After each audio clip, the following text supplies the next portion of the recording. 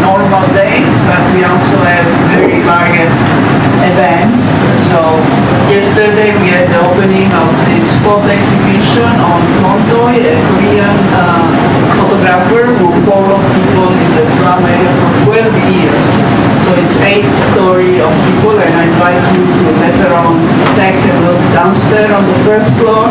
The last week was about food, about what is happening if street food disappears, and today we move to Burma. We are going to try a different format this time because we are collaborating with Reporting ASEAN, and Johanna Son here is the manager of Reporting ASEAN, and she will be interviewing the writer of this very interesting book because it's based on his own personal experience as well as profession as journalist. I know him since probably when he crossed the border over from Burma to Thailand, which is about 10 years ago. So I am glad to see that he has developed. He's now also an editor at the Irrawaddy magazine and of course the writer. I will not introduce him more because I'm sure that Johanna will spend some time and ask him also some personal question besides the question about the book. So today, for the first time, we are going to try to do it as an informal talk, an interview by Johanna to the writer, and then we will open up to the floor to have, of course, as usual, conversation with both Johanna and the writer. So please, Johanna. Okay. Thank you, Leah, and good evening to everybody. So we have Kyaw Zwa Moe with us today. As you now know, he's just released this book, and I won't introduce him all over again. But just to say that maybe we can start from the book itself, and his viewpoint. So maybe I'll ask Kyaw Zwa, right? If somebody asked you, what kind of a book is this? What would you say? Well, the title of the book is The Exile, and the New Burma. So the cell is a prison cell. So when we talk about the Burma's politics, if you are interested in the Burma's political situation and also to this democratic transition, and we cannot forget the two places especially. One is a prison, and another place is exile. Let me explain a little bit about that. Because since 1948, when we gained the independence from the British colony, most of the leaders went into the cell and prison life. Our first Prime Minister, was also the former political prisoner before he became the first Prime Minister of Burma in 1948. So he passed through the prison experience, and then later on he became the Prime Minister for 10 years. And then when you look at the current leaders of our country, the current president of Union, and then his predecessor, Kyaw, both of them are also former political prisoners. And also, of course, the de facto leader, who is Dr. Aung San Suu Kyi, is also a very long-term political prisoner as well. So that's why if I believe that if people want to understand the current Burma political situation, we cannot get rid of these two places, how those political prisoners pass through and what kind of experience they have and what they are doing right now. So that's why I chose this title, The Soul, Exile, and the New Burma. So there are some stories about the political prisoners, how they had suffered, how they were resilient in the prison, and then later on how they were released and to continue their struggle and toward democracy.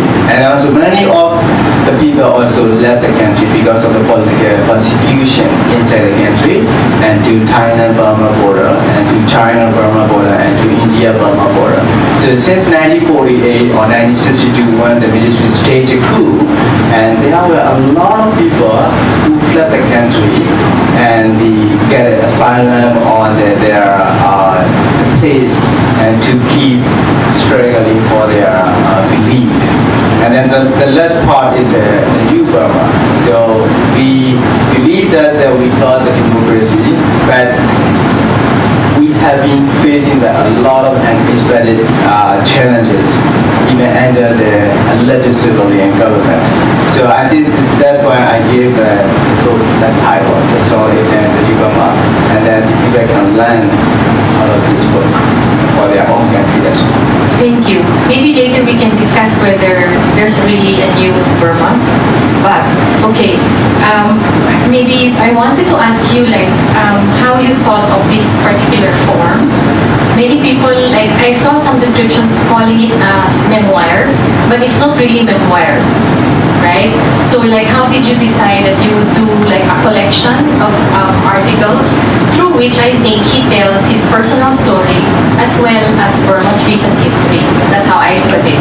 But yeah, maybe you can tell us how you chose this time, why a collection of stories, not personal memoirs from start to finish? Well, actually, I was thinking to write a memoir since I was released from the prison. Actually, even I have been passing through the 4 eras in our country. I would say that the first era was a socialist region.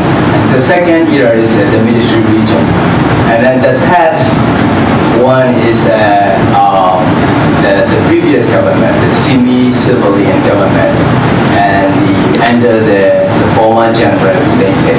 Now it's let's say the first alleged civilian government.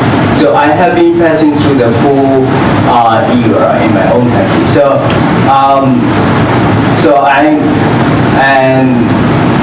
I took part in the democracy movement since 1988 when I was a high school student. And then 3 years later, I found myself in prison. And I was sentenced to 10 years imprisonment by the military tribunal. And then I was detained for 8 years in the 2 notorious prisons in my country. So as soon as I was released, I'm trying to readjust myself to my country. But at the time, the country was still under the military dictatorship.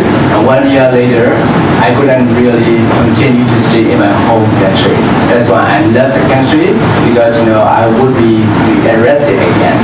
That's why I left the country. So later on, I met many people like here and other people outside the country, and then all of them were encouraging me to write a memoir. How I survived in the prison, also what happened to my mother who died when I was in prison, something like the personal account. But I couldn't do it until so far. But luckily, 1 year after I was released from the prison, I joined the ARE, which was founded by my older brother.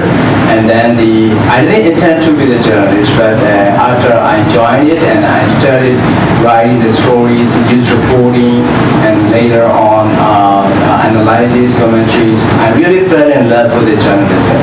So let's say I have been busy with the daily news work all the time, so I couldn't really focus on my own writing. But 70 years later, and then I look at my old stories and over the past 70 years, and then I try to get some stories which are still relevant, which can still explain what happened in my country to other people. And also, one of another criteria is those stories are still engaging and in journalistic writing. So that's why I just chose the 37 stories out of hundreds of stories I have written over the past 70 years. But the theme is as like the title, the SEA Junction and the New Burma. That's why I think this is the package which can explain about Burma's pro-democracy movement and what happened over the past 30 years and also what kind of challenges we are facing today. The first part of the book, though, is more personal. I'm giving you a little review, right? The first part. So I think many people are curious about that, understandably. But I think also that you did say in that piece that when you are writing, you are working on this project, doing this book, it also requires you to relive the trauma, right? Even if it was many years ago. So my question is like, was that part of like why it took you so long? Because it's not easy to go back, to go through that again.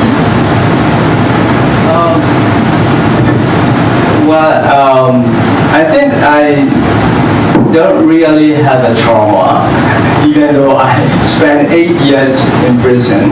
But of course, we always face a difficult time whenever we recall something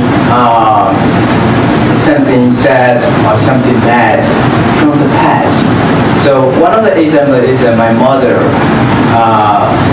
who was 49 years old at the time and was hit by a vehicle of the military when I was in prison. But that was really coincidence. I was arrested by the military because of my anti-government activism and political activism. I was arrested by the military, sentenced by the military tribunal. But 3 years later in prison, and I knew that my mother passed away because of that vehicle which belongs to the military. But it is totally, different. But, for anyone who wants to take something subjective or personal, and then I should have hated the military and the military leader as well. But that's just one of the examples. I can explain to you now, right? But if you really recall details of that scenario, and then you might be happy pass through at another difficult time. But to me, simply not because of that. I wouldn't call it trauma, but not because of that. But simply, I don't really have I can't really focus on the book project so far. But I have been planning to do that as well. But maybe a different type of writing and book. But this is, as I said, I have been written I would say that maybe 700 or 800 stories so far. All of the stories are related to the pro-democracy movement and then the military regime and the political system in our country and the mindset of the people in different areas, from the military government to the bureaucrats to the pro-democracy people, even to this government. So that's why this is when I read those stories back. So they are still relevant and to the people today and for my country as well. That's why I'm trying to repackage this book, and that will be more interesting, I think, than my memoir, because some of the stories are based on my personal account, but some of the stories are based on other people who I interviewed thoroughly. So I was writing the stories, different stories, based on my own experience as well as other people's experience. Okay, thanks. So that means you spent, you were saying, you're recalling that once you were started writing, you fell in love with the craft of journalism, right? So, and then can you tell us a bit more about those years in exile? Did you feel, obviously there were lots of people from Burma in Thailand, but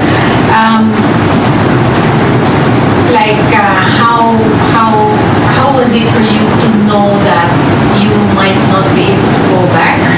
Because there was a time in history not so long ago when I think in Southeast Asia we thought that two countries could never change, Burma and North Korea.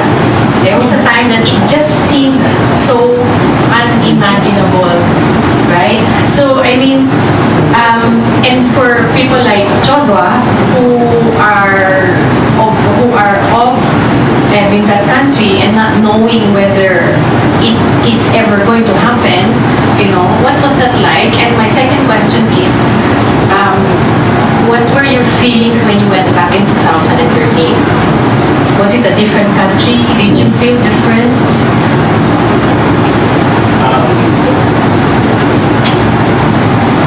For the first question, when I left my country, as I said,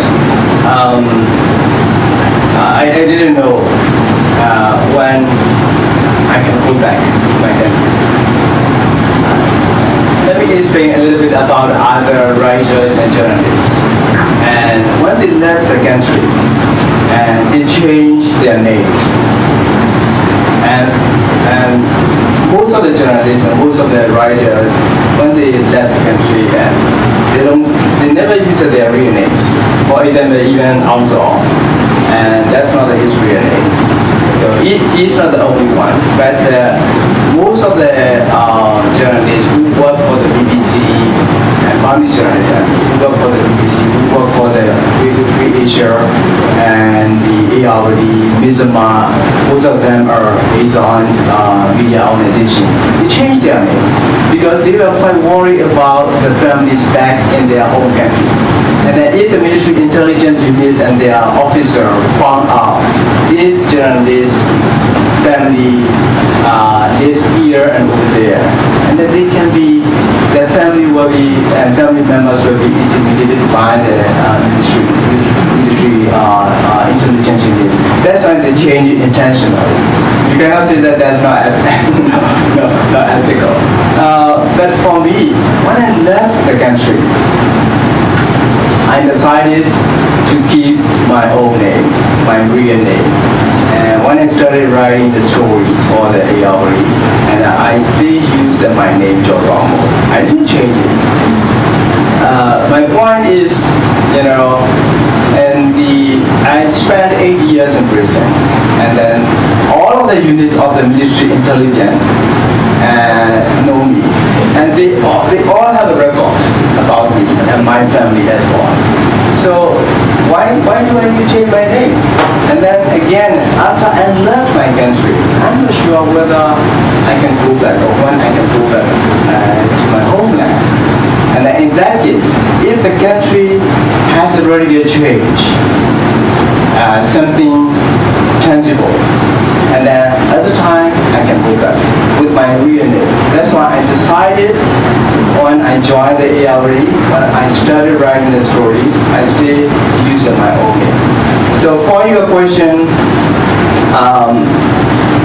I don't know when to go back, but since I joined the movement in 1988, when I was 16 years old, I think I was always optimistic, even in front of the soldiers, and even at the forefront of the students' columns. Even though I tried to run away from the gunshots, but I was always optimistic. And so when I was arrested and sentenced to 10 years, and then I knew that I would be released one day, and then I was never depressed. So I tried to do something I was supposed to do in prison, in my soul. That's the type of the person I think I am. So in the prison, at our time, we were not allowed to read and to possess any piece of paper, any pencil, any stationery in the prison for 8 years. Every stationery, a piece of paper, pencil, pen, was illegal in the prison. But I tried to smuggle the books into myself because I was so keen and to learn something. I didn't want to kill time simply and just waiting for the time I was released. I don't want to spend or waste my time. That's why I try to be smuggling the books into the prison. But that was very risky as well. Because if I was found with any book, any pencil, my legs will be shackled with iron chains, and I will be put in the solitary confinement. And then I will not be allowed to meet my family as well. So they are punishments. But I took that risk, and because I want to learn something in the prison as well. So I think with that kind of hope and the, let's say, mission or whatever you call, and then you can really carry on and your life in prison or any difficult time. So with that hope, I spent many years in exile as well, 13 years in Chiang Mai and in Bangkok, also in the United States. And later on in 2012, that country started changing, and then 2 years later, and then we were allowed to go back. So that's the situation. And what did you find when you went back? So sometimes when you're away from your homeland for some time, you remember it as it was before, or you imagine what it must be, and then you get your chance to actually test those memories, if you will, or expectations at the same time. Or did it feel really nice, like something you knew and you're going back to? Well, that was a exciting moment for me and for other people like me as well. When they went back home after many years in exile, of course. But we know that everything was uncertain. And even today, everything is uncertain as well in terms of our political transition. And that was also the big risk we took at the time. But we were not really sure that what would happen to us when we landed in Yangon. And of course, some of my friends were waiting to greet me at the airport, but at the same time, there were other people from the district intelligence and special branch as well. We knew that, but I went back. I just got only 5 days visa and to cover the 1920 by-election when Aung San Suu Kyi won by landslide 46 in the parliament. So sometimes you don't know what will happen. Sometimes it might be the quite boring if you can predict or expect something very similar or regular in your future. And then that's good sometimes. You go back and then even pass through even in the talk, but you are expecting something and you hope. So at the same time, I didn't have a high expectation at all because nothing concrete would change under the previous military government either. Even under this government, we don't see the very tangible changes yet. So under the previous government, I didn't expect something magical would be there. So in the book covers a bit of, a lot of the past and a lot of the recent past, yeah. What do you think Burma's past can teach us about the future? What did Burma's past teach it as well? Well, I think the history, also the recent past of every single country has a lot of rich experiences for anyone. And so for Burma, even Burmese people have been learning how to continue to materialize their aspirations since 1948 or before 1948. So for Burma, the country was governed by the British colony for a century, and then we faced 2 big wars as well. And after that, we had a parliamentary system from 1948 to 1958, and 10 years. But since we gained the independence, we get a problem. Problem means that many ethnic minority groups also left the country because they didn't believe that government would bring about the real changes, even at the time. So we had a civil war since then. Now we have had a civil war for 70 years already. And in 1962, and then the military staged a coup for the first time, and they ruled the country for 28 years.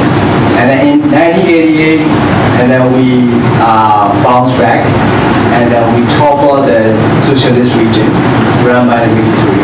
And then that actually we failed. And then the new military government ruled the country and for the next almost 2 decades. So only in 2011 and 12 they started changing, right? So this is a really a lot of experiences from these people and all of the professions and the scholars they have been experiencing. So I think of course we can learn a lot from Burma as well from other countries. I think. Now, for example, one big thing is in 1988, the students, especially our young students, started the 1988 pro-democracy movement on the streets demanding we wanted democracy. And that movement really toppled the military regime and socialist regime. But now, to some extent, we gained the democracy. You can say that we get the democracy because the government we have now was elected by the people in 2015, and they run the government now. So it is kind of the democracy. Basically, democracy means that if you get the government you voted for, that is a democracy. But now we know that, I think Burmese people, again, and also the other people have been learning that even when we get the democracy, that's not perfect at all. But since the beginning we knew that. But now that is a real example for all of us. Because democracy alone is not enough. Democracy doesn't come with civil rights, equality, autonomy, prosperity either. Democracy is just the right you will get to vote for a party you like. And that is, to me, I have been talking about that these days, because some people probably have no idea that in my country. Democracy should come with a constitutional liberalism, which is even more important or equally important. So what I mean is that constitutional liberalism is to get a civil right, to get a your individual right, and to get a rule of law is constitution is the key. Okay, would you agree that fighting a revolution is easier than running a country? Well, I think that's totally different things. I would say that totally different things. Right? Probably to be revolutionary is or to be activist is not that difficult. But you have to have the courage and brave enough, and to be arrested and to be tortured and even to be killed. That's very important. Ingredient. You need to have it, and to be the revolutionary activist. But to run a government, I'm not running the government. But I think that to run the government, you really need a lot of capacities and a lot of leadership skills as well. In terms of leadership skills, you have to know that you can work with the team as well. I don't mean the strong man or strong leadership, but what I mean is a collectively strong leadership with the team. That's also very important. So I think to run a government, you need a lot of, courage and capacity as well. You cannot be a single-minded person. You have to be very open and to accept and to listen to the suggestions by the people around you and by the ordinary people as well. So I think there are a lot of skills you need to run the government. Some people might ask, do you think Burma is a misunderstood country, or people expect, or outside expect too much of it? I think so. Because, as I said, we were governed by the British colony 1 century. And then at the time, people like Aung San and Undu and other leaders were also arrested, and they were independent leaders. And then the Japanese invaded our country as well. And as I said again, we are a very diverse country, and we have dozens of ethnic people in our country, and then they have a different dialects as well.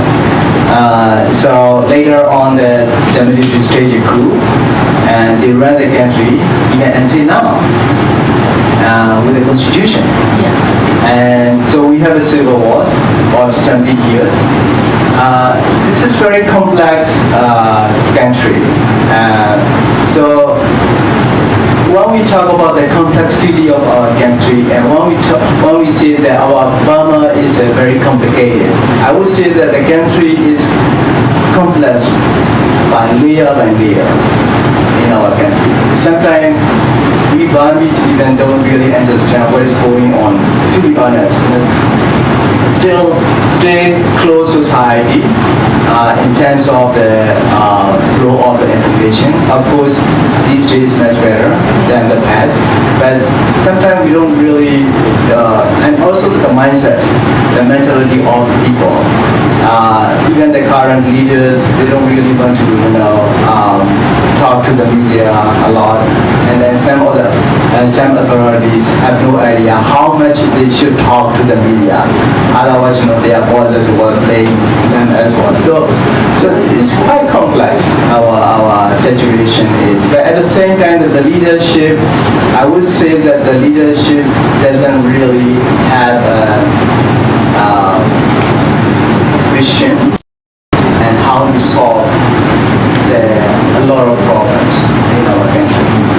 So I'm remembering there was a diplomat I interviewed many years ago about Burma, and she said to me, you need to know how to scratch Burma's back. She said, like, to engage with it. So I'm kind of thinking like of now of what she said. We'll open to questions. I just have one last question for my side is, if you were looking ahead, since you said that you are an optimist, right? But also a pragmatist, right? So what would be the three, say, top challenges you would say that Burma needs to address? Well, even to choose the three is really difficult. So don't forget that our big brother or the military is still around, and they officially get the 25% in the parliament without contesting in the election. So we have a 25% of the military officials in the union level parliament, and also every parliament in every region and state. We have a 14 regional states, so they all are there. And then as you know that, and then there are 3 ministry of force occupied by the military according to the constitution. So in that case, the government ran by Aung San Suu Kyi cannot purge them, so they are defense minister and home affairs minister and also the border affairs minister. Of course, the commander-in-chief, who has the power to appoint those ministers. So constitutionally, the government cannot purge those three ministers. And then politically, the government cannot really purge the commander-in-chief either. So they are on top so far. So if they want to take that lesson again in 1962, when they staged a coup, and if they still want to compare their own military to the Thai government, they can still purge the government, but the government cannot purge them. That's a real in our country as well. But even if you call me, I might be in trouble when I go back, to be honest. But this is no problem. But that's what I was saying. So that kind of risk we have to take some. You have to push your boundaries. That's what I did all the time. So that's a real situation. So for your question, it's very difficult, but the constitution is one of the main problems that's showing up. Right? But even within that limited situation, I think that the government or the we and everyone can have their own space and to do, more and more in terms of pushing the boundaries, as I said. So I think that's the second thing, and then also but now. We are talking about, we were saying that, Burma is in the democratic transition. If I have to define that, democratic transition means to dismantle the military from the politics. This is very delicate in our country, very delicate. So, but at the same time, I would say that the last one will be the skill of the leadership and who we are elected now. And they have to have a vision, and they have to know how much they can maneuver in dealing with this military and other things as well. And a lot of economic issues and human rights issues. So I think they should also have a vision what they want to see Burma in 5 years, 10 years, and 25%.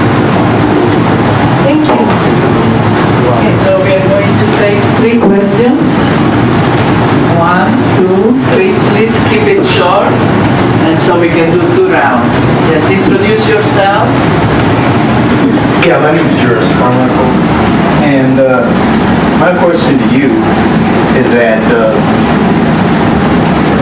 what importance do you see the military have in your government, establishing the structure of the government? Because obviously that is the new governance, the world governance, and certain people, democracy doesn't really like it. Look at here.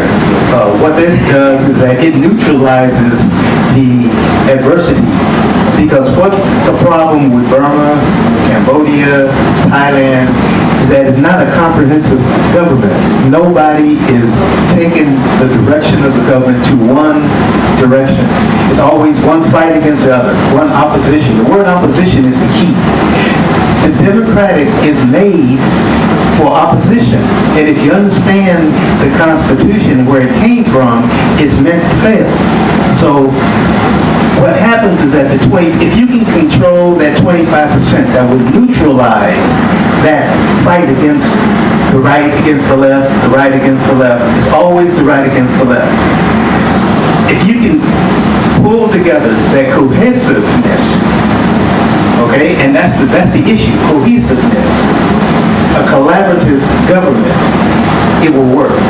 Because look in Africa, look at here, they're trying to do it here, okay? Look at Singapore. Singapore is a typical example. It didn't have the military, but it had that faction, it still has that faction, and everything had a cohesive government. Thank you. Jan, are you? And then... Hi. Thanks to... I beg your pardon, because I don't know much about your political situation in your country. I'm very curious about why you choose Thailand. In Italy, we used to say from from the patella to the brace. It means why he moved from Burma and you came to Thailand. You escaping Thailand. There is something I don't understand. I mean, this country is ruled by army. So it's very funny. Okay, that's question. Yeah. Hello.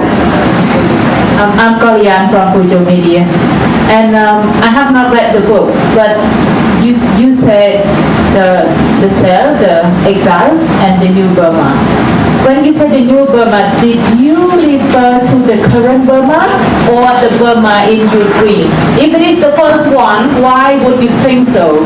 And if it's the second one, what is that Burma in your picture? Introduce yourself. I'm Kyaw Son. I'm from Pujo Media Institute.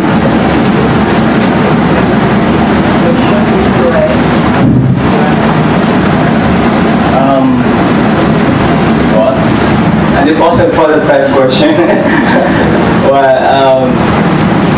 I don't really have a clear answer for you, but as I said again, it is quite complicated. But I think when we talk about the political system in a country, and it also depends on the personality and thinking of individual leader, especially in countries like Burma and Thailand and in Southeast Asia, Cambodia, of course. So because we just came out of the dictatorship political system. So I think people, especially the leader, didn't really want to leave the power. Simply, that's it. And then they are just worried what will happen if they leave, if they leave the political background. What will happen? And they are always worried about their future because they did something wrong as well. So that's one of the problems of these countries. For the second question, well, I left my country in 2001 and many years back, but I would say that the military government in Burma was really terrible and almost all the time and quite harsh as well. And even though, to be honest, to be open, even though Thailand has a military government, and the two situations are totally different. And that's a totally different situation. That's why since 1962, since 1988, and then Thailand is one of the places, especially the Thailand-Burma borders, one of the places for the political activists from Burma. They came here and they try to do what they want to do in terms of the democratization, in terms of their political activism. Yes.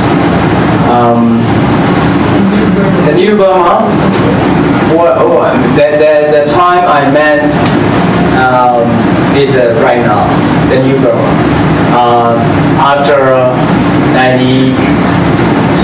After 2012 or 11, when the former General U Thein Sein became the president, and he started opening up the country. And so since 2011 or 12, I call it the new Burma. So now 6 or 7 years already. So the new Burma means that period. But what I want to say is during that new Burma era, we have been facing a lot of problems as well, as I explained a little bit earlier, in terms of democratization, in terms of the constitution, in terms of the rule of the military in political arena, in terms of the mindset and mentality of our leaders, as I said again, we have over 20 ethnic groups fighting with the Burma's ministry. And they were asking for autonomy and equality. And then when we were talking about that now, and they have been holding the meeting at the Meteor with those ethnic people, with Aung San Suu Kyi and also the commander-in-chief. So I was referring to those challenges right now. Open the second round. Yes. 1, 2. No more. Then I will ask one person. Oh, 3. Okay, and then 4 with me. Okay. I think so please. So my name is Manfred. I'm from Management Stiftung in Bangkok. You mentioned several times the importance of a constitution for true democracy. Without a proper constitution, it won't function. You also mentioned the 25% which is being held by the military automatically. We also know that they reserved very salient important ministries for themselves: defense, border issues, and Ministry of Interior. I wanted to know from you how you see the peace process, because many of the ethnic groups are saying that with this constitution, which is totally centrist, it's focused on the military, and giving so many guarantees, there is no way for the peace process, any peace process, to go forward. Do you see any chance to break this deadlock? Because if no one is moving in that direction, then the other side is blocking, because they see this constitution prevents them from having a fair role in that process. Who and how would we be able to break that deadlock?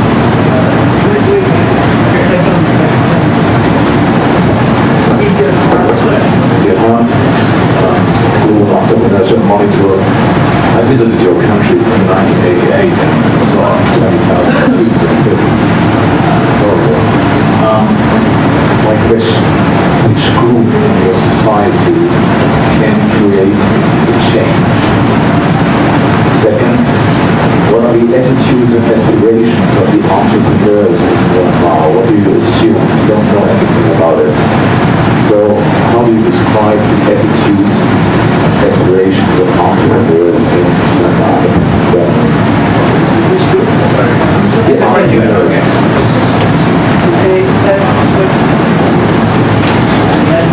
Yes, my name is Him from Cambodia, Cambodia Center for Independent Media, CCIM Cambodia. I have one question, and before I ask this question, I would like to appreciate and admire you the most that you know, your experience in your life, 8 years in prison, and you are very, encouraged and have to put your names, real names. So actually, when I'm thinking about Cambodia, I'm also expecting to have someday that I can use new Cambodia like new Burma you're using. My question is, as you are, more or less journalism's experience or work in journalism, so I'm also from journalism. So what is your best advice to your Cambodian journalism colleagues in terms of, I don't know, advocacy or doing something that could, around their skill that's, bring better for societies? I have my last question, taking the prerogative of the last question, that is the answer, and then Johanna will close. I think we have not mentioned a few things. One, the lady, right, Aung Suu Kyi. What is going on? What is your vision? What is the loyalty of the people, especially human rights defender, and how far this is taking? The second, of course, I think is an issue we have written also about, that is provoked someday, not the Rohingya. So are they part of this ethnicity group we are discussing, or we want to exclude them from that? Because often they are not included as ethnic group of Burma, according to the official rhetoric. Yeah. But how far the new Burma will go, if not now, in the future, the ideal Burma now. The third, the role of religion. The role. of religion, Buddhist. Now, this is a little bit different probably than the time when you were fighting for the politicization of religion. So how you see this in the new, because that, if I compare with Indonesia and Burma, this is probably one of the most difficult issues to address. So what can be done? I know you cannot answer everything, but just a quick reflection on this. Long list. Long list. Questions.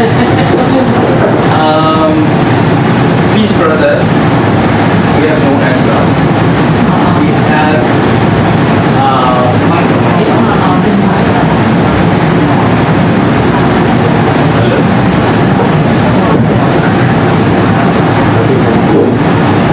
So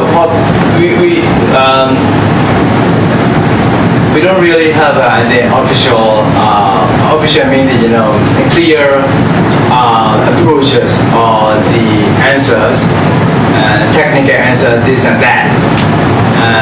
But I think the government and also the ethnic people are trying to achieve it. And before I came here, I interviewed, we had a discussion. I had a discussion with one of the ethnic leaders who has been involved in the peace process over the past 30 years. And he's a Chin, ethnic Chin, very good person. So I interviewed him for 40 minutes and then we broadcast that. So I agree with him, even though I debated and discussed with him. So to solve this 70 years ethnic conflict and civil war, I would say that the leadership is the only solution. What I mean is that if they really want to solve this problem, it's not that difficult for us and for them to sit down and talk openly and what are their concerns from each side, and they should really discuss on the table. So for that, I think dialogue is very important. They have to talk and openly. But they were talking now, so they have been talking as well. But in that case, one of the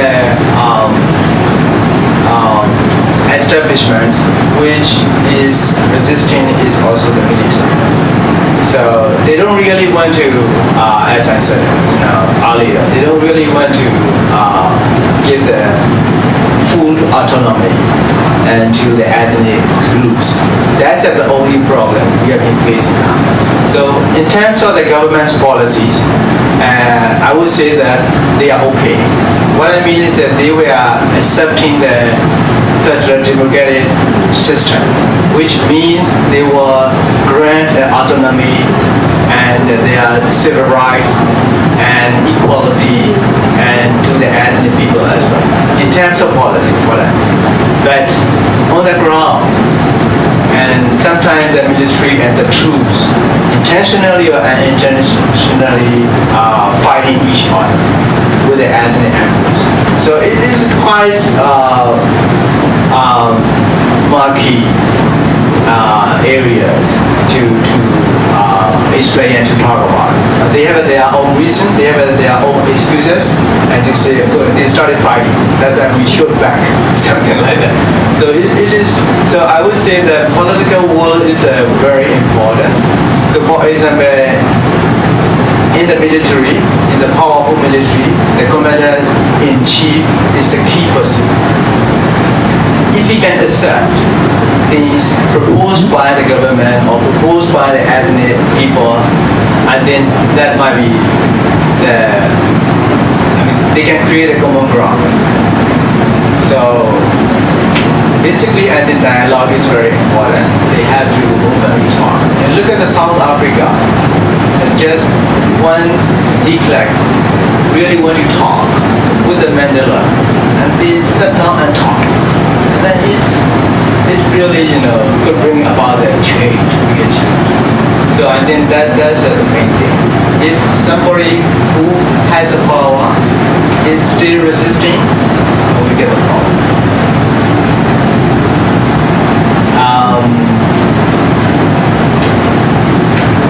For business people and entrepreneurs, I think Burmese people, Burmese business people, also entrepreneur. I have a lot of friends in the business cycle, and they are really working hard, and they really want to work with anyone inside and outside the country. I think they are the one who are really pushing and to open at the market economy as well, and they are so desperate and to create that kind of environment where foreign investors and also the local business people can work freely in the without red tapes or something like that. So I think in terms of their attitudes, of course they are pretty good overall speaking, and some of the people I talk have a vision as well how to nurture the nature and how to preserve their culture and heritage as well, which is very important as well. So, I mean, they even raise the question that whether we want to see Burma export-driven country or like tourism-driven country like Thailand. Thailand has a $50 billion per year, I think 15% of the GDP. So that you have to compromise with your own culture and your own people and image as well. What kind of country you want? So I think they have that kind of attitude as well. Of course, some business people might want to make a man without considering any consequences, and to their own people, to their culture, to heritage, even to the climate change, which is also very important. But if you are really interested in that group, you should go and talk. That would be interesting for you guys. For journalists, be professional. I think that's the most important thing. Why I fell in love with the journalism after I spent many years in the pro-democracy movement. I didn't want to be the journalist. Of course, I didn't want to be the political prisoner either.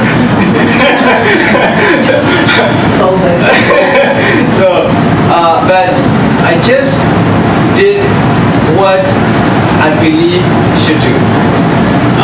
So when I joined the political movement, I couldn't simply stand the injustice, oppression, and brutality, and wrong system in our country. That's why I joined it. Some other people also joined it like me. So, and then I fell in love with journalism because, the first thing of the journalism is the pursuit of the truth. I think which is very important to everything. So when you want a democracy, why do you want a democracy? Because you want a right person and a right government that you believe to be able to govern the country. That's why you want a democracy. So I think that is related to the truth as well. So we have a very fundamental element in journalism, but to disclose the truth is the first element, I would say.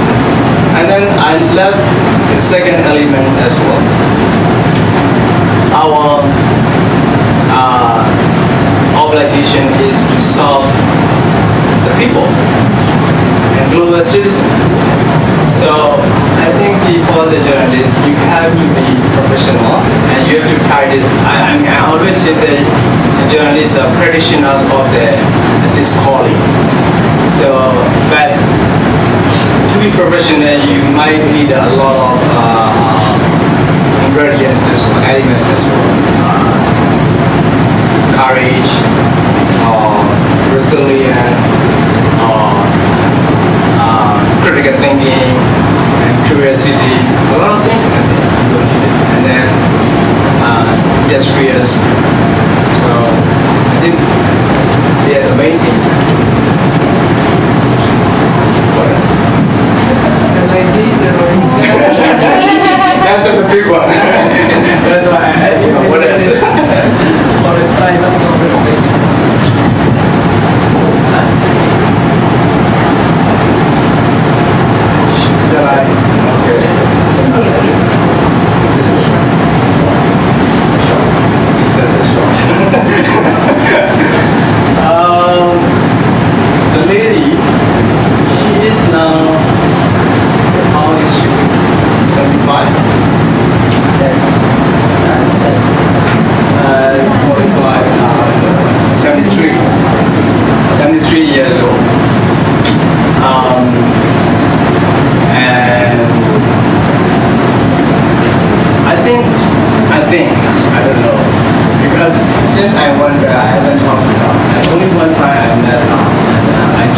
just really briefly. So we never sat down to discuss. But after I was released, 70 years ago, I sat down with her. So at the time, she was a different person, I think. So now, from a distance, I think she is so obsessed with the military. Since our party took office in 2016.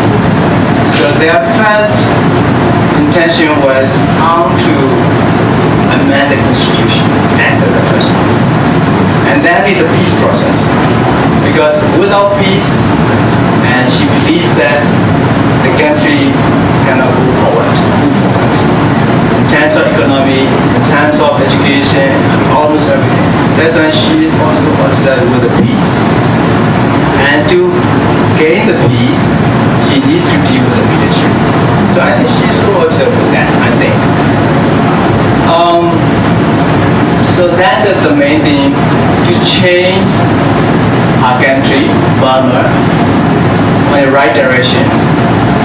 She has to deal with the military, whatever happened to the country. So when the Yekhan conflict happened, and I think our main concern is not to return, not to go back. That's I think that is bottom line. For herself, maybe, and for the country. So she was, that's why I think she was sometimes, that's my personal view, how you know, she was so defending in terms of those issues, whenever she talked about it. The relationship between her and military is not good, as far as not good at all. So to keep our country's democratic transition on the right track, their relationship is very important. Otherwise, things might change. So I think she is upset with that. Maybe that's why in his book, Kyaw Zwa, he used the word evolution instead of revolution. So maybe that's something to think about. I just want to comment a bit about where's Portland? Okay, the Cambodian guy. I mean, it's like, it's not a good time for democracy in Southeast Asia. So I guess that question was kind of saying that maybe there are lessons the rest of us can learn from Burma. In the end, right? But just want to add one thing, as I said earlier, I joined the democracy movement in 1988, 30 years back, now 2018. So we just started, we thought that, okay, we could get the democracy in a few years, follow years or something like that. Now, as I said, we get the democracy to 70. But actually we didn't get it. But what I want to say is that this is I didn't know that when I started joining the movement. This is a process. And to build a nation, or to rebuild a nation, and to restructure the entire nation and society with a millions of population. So I think it will take time. It is very difficult. And so, for everyone, I think if you are optimistic and if you are positive, it's not too bad. Look at the United States, what is going on these days. So that's what we can learn from other countries as well. So on that optimistic note, Well, on that optimistic, well, I'm not sure it's a very optimistic. If the United States or Europe, for that matter, or Italy these days, is the future that we are going. I think there are many unanswered questions that you will have to read the book. Hopefully, it's inside the book. What we have been asked to please buy the book. It's available where? we'll let you know. We will let you know where the book is available, but please do read it. Hopefully soon.